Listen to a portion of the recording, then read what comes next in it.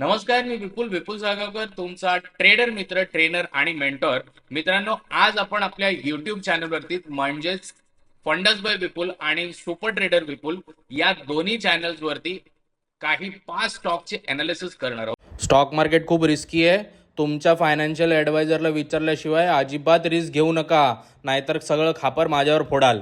कारण टिप्स ह्या जनरली मी देत नाही, पण माझं प्रत्येकाला हेच सांगणं असतं की तुम्ही टेक्निकल अनालिसिस शिका, सो दॅट तुम्ही तुमचे स्टॉक अनालिसिस स्वतः करू शकता. सो जास्त वेळ न घालवूया आणि आपण अनालिसिसला सुरुवात करूया. चला तर मग स्क्रीनवरती जाऊया.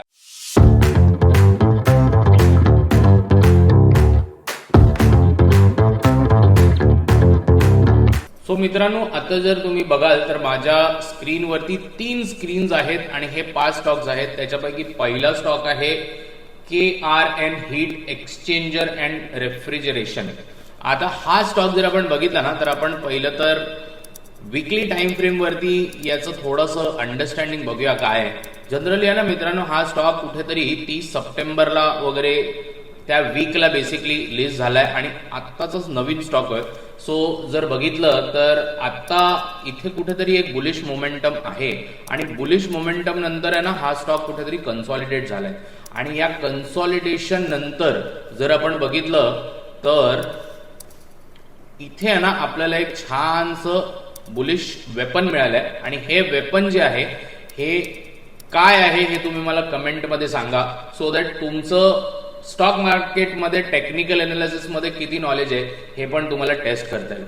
बरं, त्याच्यानंतर जर आपण विकली कॅन्डल बघितली तर दुसरी कॅन्डल जी आपल्याला दिसते ही मला आहे ना रिटेस्ट कॅन्डल दिसते. आता रिटेस्ट कॅन्डल पण काय असते ना हे पण तुम्हाला मला सांगायला लागेल. आता तुम्ही म्हणाल की व्हिडिओ तू बनवतोय आणि आम्हाला का विचारतोयस, त्याचं पण स्पेसिफिक कारण आहे मित्रांनो. कारण तुम्हाला जर हे नॉलेज नसेल तर हे नॉलेज तुम्हाला घ्यायला पाहिजे. सो आता आपण पुढे आपल्या अनालिसिस कडे जाऊया. माझ्या दृष्टीने ना हा खूप छान सपोर्ट इथे बनलेला आहे आणि या सपोर्ट नंतर एक बुलिश वेपन आहे आणि या बुलिश वेपन नंतर रिटेस्ट कॅन्डल आहे. So this is going to be a very bullish scenario in this stock. So मला जर विचाराल तर फर्स्ट टार्गेट कुठेतरी 1000 पर्यंत पकडायला हरकत नाही. याच्यानंतर आय एम एक्सपेक्टिंग 2 वीक तरी हा स्टॉक आपल्याला बुलिश मुवमेंट देईल. त्याच्यानंतर या 1000 वरती कुठेतरी एक रेझिस्टन्स येऊ शकतो, but that we will think later on. आता आपण जाऊया डेली टाइम फ्रेम वरती. मी थोडेसे हे ड्रॉइंग रिमूव्ह करतो सो दॅट इथे आपल्याला अजून क्लॅरिटी मिळेल. आता जर आपण इथे बघितलं ना, जशी मी मगाशी तुम्हाला इकडे बुलिश मोमेंटम दाखवली आणि त्याच्यानंतर हे जे काय सॅच्युरेशन आहे किंवा कन्सॉलिडेशन आहे, तर या कन्सॉलिडेशन नंतर परत इकडे ना बॉटम क्रिएट झाला होता. So this is we can call as a double bottom. Double bottom नंतर इकडे प्राइस ऍक्शन बनवली आहे, लोअर हायचं फॉर्मेशन झाले आणि लोअर हाय नंतर परत एक बुलिश मोमेंटम आहे. I am pretty much expecting की या EMA पर्यंत येऊन इथे जर एखादी चांगली बुलिश कॅन्डल जर आपल्याला मिळाली तर मात्र आपण इथे एंट्री प्लॅन करू शकतो आणि इथून एंट्री प्लॅन करून आपल्याला एक 960 ते 1000 पर्यंतचं टार्गेट डेली वरती बघायला हरकत नाही. सो लक्षात ठेवा KRN हीट. त्याच्यानंतर आहे एजिस लॉजिस्टिक्स. सो एजिस लॉजिस्टिक्सचा जो चार्ट आहे ना हा पण जर आपण वीकली टाइम फ्रेम वरती पाहिला तर कुठेतरी एक छान जे कर्व आपल्याला पाहायला मिळतो याच्यामध्ये. आणि जे कर्व म्हणजे काय हे माझ्या काही स्टुडंट्सना नक्की कळेल की मी कशाबद्दल बोलतोय. आता ते जर तुम्हाला माहिती नसेल तर तुम्ही मला विचारू शकता. त्याच्यानंतर पण या स्टॉकमध्ये आपल्याला कुठेतरी इथे कन्सॉलिडेशन पाहायला मिळतंय. Support resistance support resistance support resistance हे चालू आहे. पण या ओव्हरऑल सिनारिओ मध्ये जर आपण बघितलं ना तर मात्र डेली टाइम फ्रेम वरती जर आपण गेलो तर हे कन्सॉलिडेशन खूप वेळाचं आहे आणि इकडे मला एक चार्ट पॅटर्न बघायला मिळतो. तो कोणता? सो तो आहे ट्रायंगल चार्ट पॅटर्न. आता हा जो ट्रायंगल चार्ट पॅटर्न आहे ना हा जसा जसा याच्या तोंडाकडे निमुळता होतो ना तसे तसे there are very good chances की हा ब्रेकआउट किंवा ब्रेकडाऊन होऊ शकतो. पण हा ब्रेकआउटच का होईल याचं रिझन असं आहे. ते काय आहे ते आपण बघूया. आता वीकली वरती आहे ना आपण इथे तिन्ही चार्ट बघूया सो दॅट तुम्हाला अजून जास्त क्लॅरिटी येईल. सी आता जर आपण बघितलं ना तर विकलीच्या या सपोर्ट वरती तो आहे आणि इकडे एक छानशी अगोदर बुलिश मोमेंटम दिली आहे आणि त्यानंतर त्याने परत सपोर्ट घेतलाय. जर समजा 480च्या वरती याने परत इथे कॅन्डल क्लोजिंग दिली आणि याच्यानंतर ही जी रेझिस्टन्स ट्रेंड लाईन तुम्हाला दिसते ही रेझिस्टन्स ट्रेंड लाईन जर सपोर्ट मध्ये कन्वर्ट झाली तर मात्र दिस स्टॉक इज प्रिटी बुलिश आणि याला पण एक 940 पर्यंत किंवा 45 पर्यंतचं टार्गेट आपल्याला कन्सिडर करायला हरकत नाही. बरं, आता आवरली टाइम फ्रेम वरती जर बघितलं ना तर इकडे पण आपल्याला कुठेतरी एक खालून रिजेक्शन कॅन्डल दिसते. सो त्यामुळे कसं आहे की bulls are very powerful here.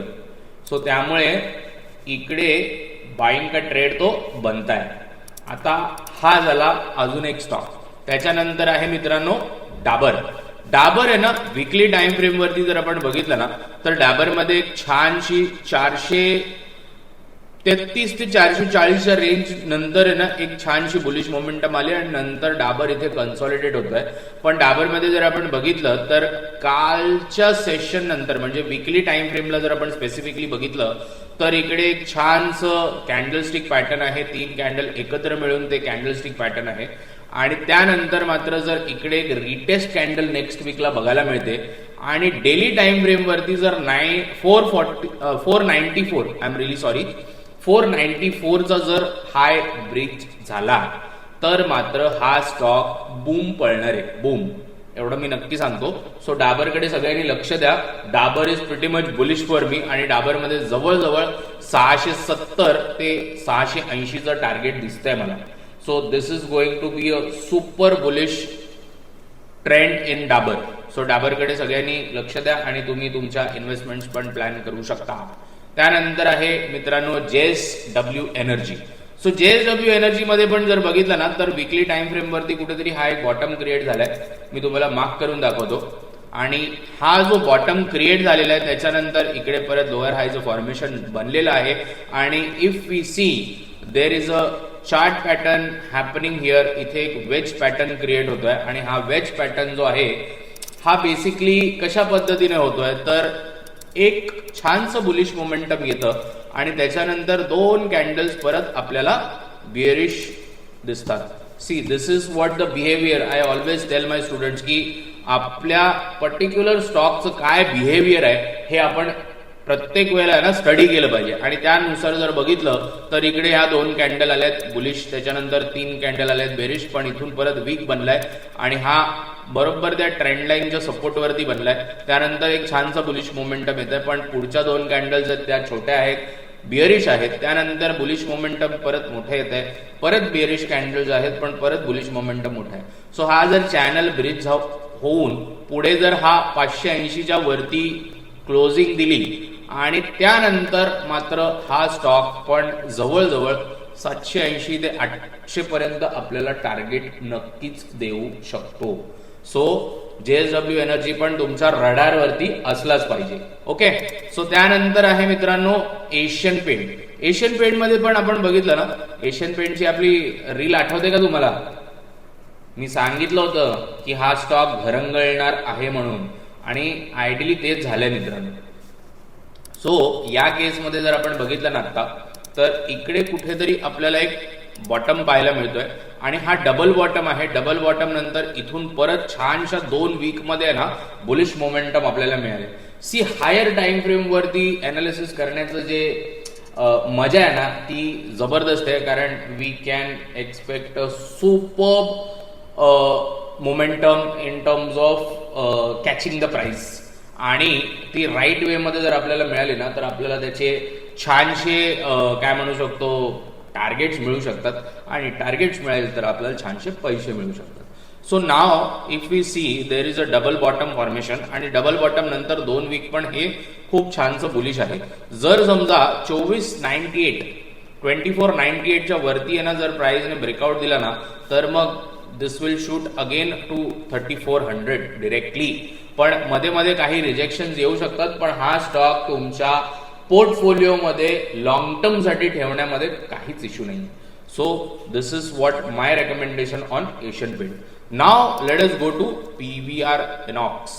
PVR INOX मध्ये पण आहे ना मित्रांनो, छानसं कन्सॉलिडेशन चालू आहे आणि या कन्सॉलिडेशन नंतर आहे ना, इकडे जर आपण बघितलं विकली टाइम फ्रेम वरती, तर इकडे कुठेतरी आपल्याला हे छानसं बॉटम क्रिएट झालंय. त्या बॉटम नंतर मार्केट म्हणण्यापेक्षा पीव्हीआर एनॉक्स आहे ना, याच्यामध्ये एक असेंडिंग वेज पॅटर्न बनतोय. हा, आणि असेंडिंग वेज पॅटर्न नंतर इथे परत एक काइंड ऑफ वेपन म्हणू शकतो आपण, जे की मला सपोर्ट वरती दिसतंय. बरं, आता हा जर सपोर्ट छान स्ट्रॉंग कन्सिडर झाला आणि या वेज पॅटर्नच्या वरती जर हे क्लोजिंग मिळालं ना आपल्याला, तर मात्र we may see a super bullish trend in PVR INOX also. हे 5 स्टॉक्स मी तुम्हाला सांगतोय, पण हे फक्त माझ्यावरती डिपेंडेंट राहू नका. हा माझा पर्सनल अनालिसिस आहे आणि हे मी एज्युकेशनल पर्पज म्हणून या युट्यूब चॅनलवरती टाकतो. माझा रेकमेंडेशनचा काही इंटरेस्ट नसतो. हे तुम्ही तुमचं करायचं आहे किंवा तुम्ही तुमच्या फायनान्शियल ऍडवायझरला विचारू शकता. Stay tune for further update. आपण असेच अनालिसिस व्हिडिओज आणि इंडेक्स अनालिसिस आपण या चॅनलवरती करत असतो. सो तुम्हाला जर हे सगळं शिकायचं असेल आणि फ्री शिकायचं असेल, तर मात्र तुम्ही खाली दिलेल्या लिंकवरती माझ्या अनाउन्समेंट ग्रुपला, व्हॉट्सअप अनाउन्समेंट ग्रुपला नक्कीच जॉईन करू शकता आणि तिथून तुम्ही हे रेग्युलर लर्निंग शिकू शकता. Stay tune for further update. बरं, ज्यांनी सबस्क्राईब केलं नसेल त्यांनी सबस्क्राईब करा आणि व्हिडिओला लाईक करा. थँक्यू.